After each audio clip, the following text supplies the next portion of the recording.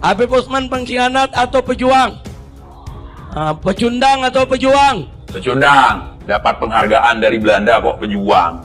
Mana ada pejuang yang dapat penghargaan dari Belanda. Menurut saya, beliau adalah antek-antek Belanda. Ente jangan asal-asal kalau ngomong, ya. Darah-darah leluhur kami tercurahkan di bumi ini gara-gara pengkhianat. Apa aja ente. Begini kenapa? Maklum istri bin Yahya. Maklum istri bin Yahya. Jadi keluarga besar bin Yahya juga. Jadi kita ini semua keluarga besar bin Yahya, baik yang menantu, cucu, cicit semua. Kita punya kewajiban jaga baik-baik nama harum dan mulianya yaitu Al-Habib Utsman bin Yahya. Ini jangan salah-salah mengelabui sejarah. Itu di Aceh siapapun yang kerjasama dengan Belanda itulah penjajah, antek-antek penjajah.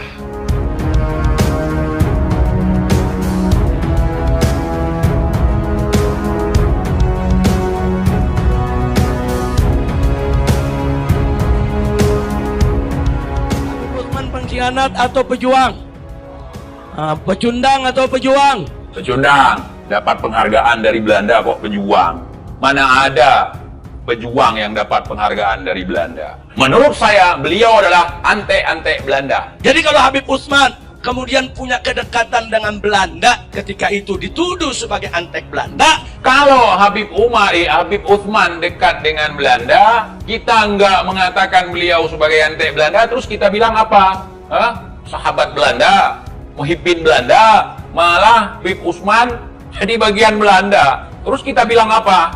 Tuduhan tersebut terlalu naif, terlalu mengada-ada. Fitnah itu terlalu keji dan kejam, saudara. Kok fitnah? Tadi Bung Rizik mengakui kalau Habib Utsman dekat dengan Belanda. Ya, Habib Utsman memang ada kedekatan.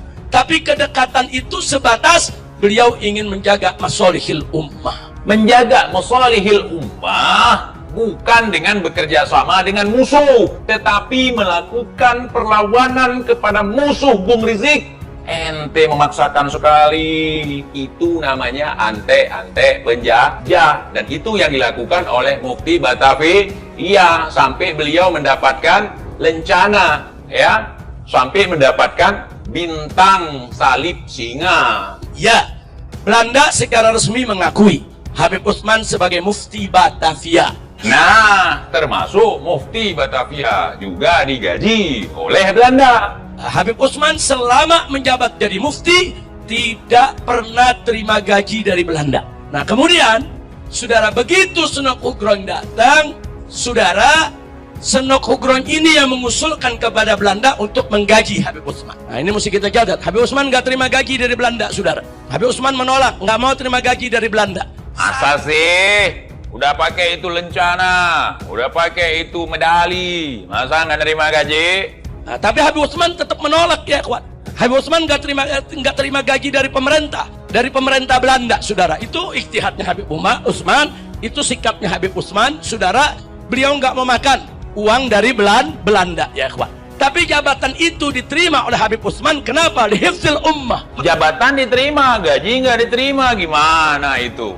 Gimana logika kalian? Jabatan dari Belanda diterima, gaji nggak diterima. Lebih bagus nerima gaji, tapi nggak nerima jabatan, daripada nerima jabatan nggak nerima gaji. Artinya kita mengikhlaskan tenaga kita untuk membantu penjajah tanpa dibayar. Itu lebih konyol lagi, Bung.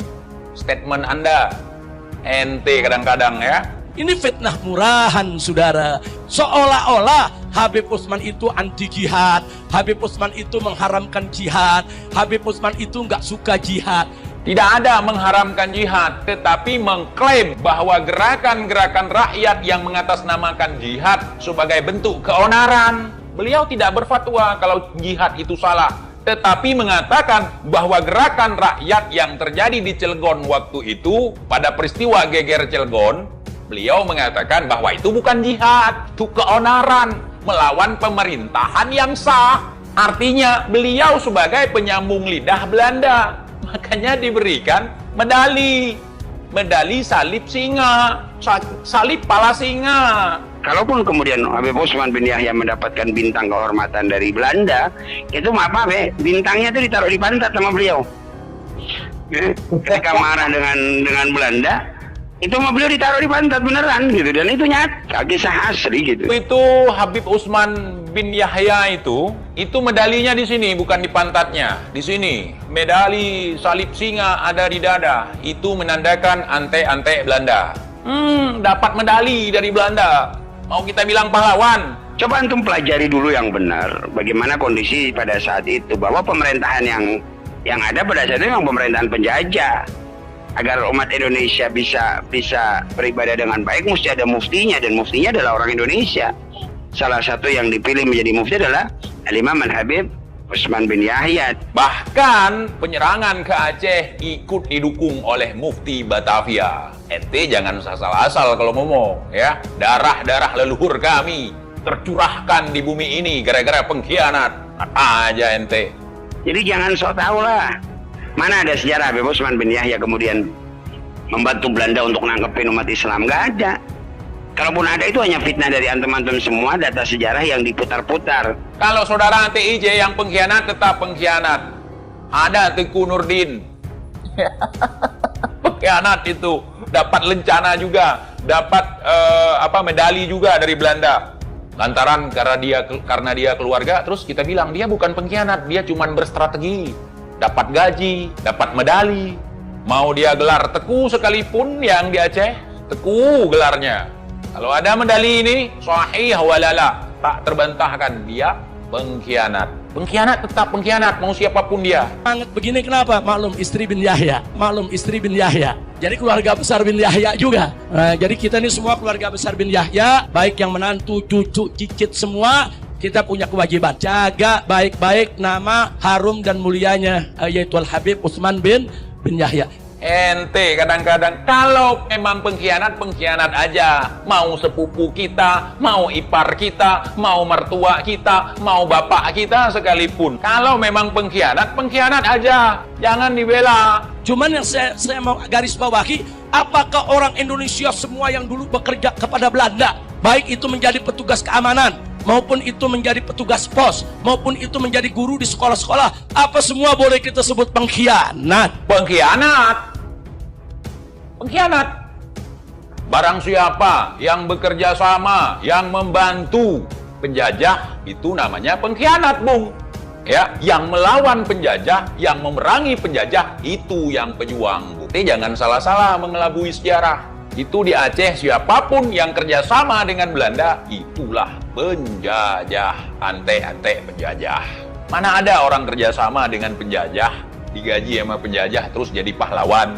Enggak begitu dong cara berpikirnya, saudara. Apakah petani-petani dulu, pekebun-pekebun yang kerja di perkebunan Belanda, dapat gaji dari Belanda, apa mereka semua kita sebut pengkhianat? Pengkhianat dong. Ngapain kerja sama Belanda? Ngapain jadi budak Belanda? Melawan dong. Di saat seluruh Indonesia melakukan perlawanan atas agresi Belanda, ya melawan, bukan tunduk kepada Belanda. Kalau tunduk kepada Belanda, itu namanya tak berkhianat kepada tanah air. Ini namanya innal harba khud'ah, saudara. Iya, ya namanya perang kan mesti strategi. Jadi jangan langsung dibilang pengkhianat. Jangan. Mereka dulu bekerja dengan Belanda sambil nyusun strategi. Strategi kok nunduk ke Belanda? Seharusnya endingnya kan melawan, bukan malah jadi mufti yang diangkat oleh Belanda. Berarti strateginya nggak mujur, ya? Bukan strategi tunduk takluk kepada Belanda. Jadi kita nggak bantah kalau memang ada strategi. Kalau memang ante-ante Belanda tulen, itu nggak ada strategi-strateginya. Itu jurus ngeles. Jadi kalau ada yang bilang Habib Utsman ini dipengaruhi Senok Hugron itu datang belakangan. Bukan dipengaruhi, tapi koleganya, kolega. Walaupun misalnya katakanlah Senok Hugronnya ini datang belakangan, dijemputlah sama beliau, surat menyurat dulu. Memang ada murasalah, ada surat menyurat antara Habib Utsman dengan Senok Hugron sebelum Senok Hugron datang di Jakarta. Kalau Raja Aceh dulu, Sultan Aceh dulu, disurati sama Ratu Wilhelmina, suratnya dirobek, menolak kerjasama apapun alasannya. Pantang bagi kami untuk menerima perintah daripada penjajah. Pantang bagi kita untuk bekerja sama dengan penjajah. Itu Bung di Aceh, Bung. Itu mufti itu kalau misalnya dia nggak mau kerjasama dengan Belanda, dia buang itu. Dia buang itu yang namanya medali. Medali salib singa entah apa itu, pokoknya gitu namanya. Segala cara licik penjajah dalam memadamkan perjuangan kemerdekaan Indonesia, dari mulai pengkaburan sejarah Wali Songo dan fatwa-fatwa haramnya jihad perang kemerdekaan adalah sebuah fakta ironi yang harus ditelan bangsa ini. Peristiwa Cianjur 1885, kala itu, Tarekat Naksabandiyah tumbuh subur, dan pemerintah Hindia Belanda cukup was-was, karena keberadaan tarekat ini berpotensi mengganggu keamanan dan ketertiban. Puncaknya Habib Utsman mengeluarkan fatwa sesat aliran tarekat ini, karena menyimpang dari Islam yang murni. Dasar fatwa ini kemudian dijadikan dasar bagi pemerintah kolonial untuk memecat penghulu besar Sukabumi dan Cianjur karena terlibat dalam tarekat Naksabandiyah. Konspirasi lainnya antara Habib Utsman dan Snow diantaranya mengutuk pemberontakan petani Banten yang diinisiasi oleh para sufi. Sang mufti memberi fatwa ganjil, bahwa pemberontakan rakyat Banten bukan jihad melawan orang kafir, karena tidak memenuhi syarat-syarat jihad, meskipun ia tidak memberikan gambaran jihad secara utuh. Posisi Habib Utsman kian penting. Ia berfungsi memberikan informasi kepada Snow tentang perkembangan Islam pada kala itu. Bahkan dengan keluasan ilmu fikihnya, terkadang Habib Utsman dipandang memberikan pendapat yang sejalan dengan kepentingan pemerintah kolonial. Hal ini terjadi dalam kasus pembangunan masjid baru di Palembang. Pembangunan masjid baru diperlukan karena jamaah semakin ramai. Namun, hal ini justru menimbulkan perselisihan. Peradilan agama dan residen merestui pembangunan masjid baru. Sedangkan Habib Utsman berpendapat pembangunan masjid baru tidak sejalan dengan madhab Syafi'i yang banyak dianut di Indonesia. Perlu diketahui, Snow adalah seorang Protestan tulen, namun dengan siasat liciknya ia berhasil membuat kesan kepada orang-orang pribumi bahwa dia masuk Islam.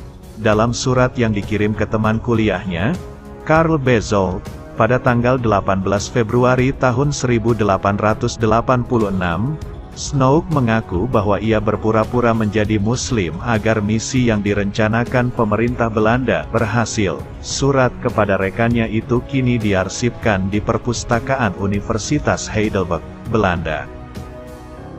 Berkat informasi-informasi dari para oknum Habib dan Antek Belanda, akhirnya Snow berhasil meracik ide dan gagasan, yakni kalangan priai diciptakan buat mendukung proses birokrasi.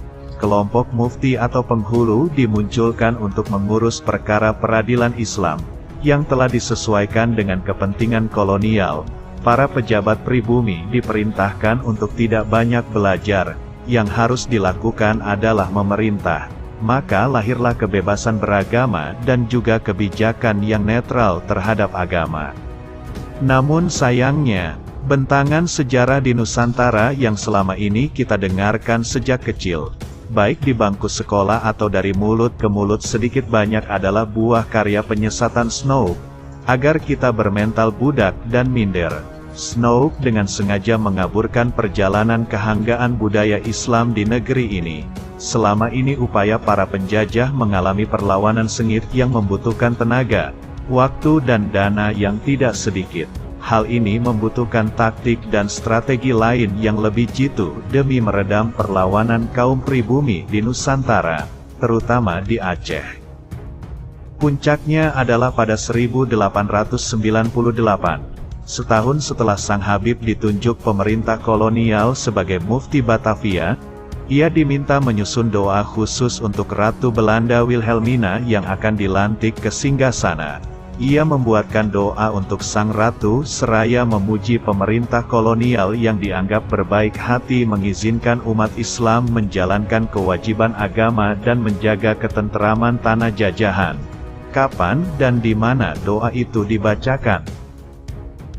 Di Masjid Pekojan pada tanggal 2 September tahun 1898. Alhasil, Habib Utsman bin Yahya mendapat kecaman keras dari sejumlah umat Islam di Pekojan, Jawa, dan Singapura, terus-menerus menulis secara kotor dalam surat kabar berbahasa Arab. Mereka terus merusak nama baik Sayyid Utsman dengan surat selebaran khusus yang dicetak di Surabaya, sebut Snouk dalam nasihat-nasihat Snouk semasa kepegawaiannya kepada pemerintah Hindia Belanda. Snouk membaca beberapa surat dan berita di surat kabar tentang keberatan sejumlah orang terhadap doa Habib Utsman bin Yahya. Sebagian mereka menyebut Habib Utsman bin Yahya berlagak beragama di hadapan orang-orang seagama. Lainnya mempertanyakan kesalehan apa yang masih tersisa dari dirinya. Akip Suminto dalam politik Islam Hindia Belanda mencatat, tak sedikit pula yang menyebut doa Habib Utsman bin Yahya sebagai khutbah penjilat.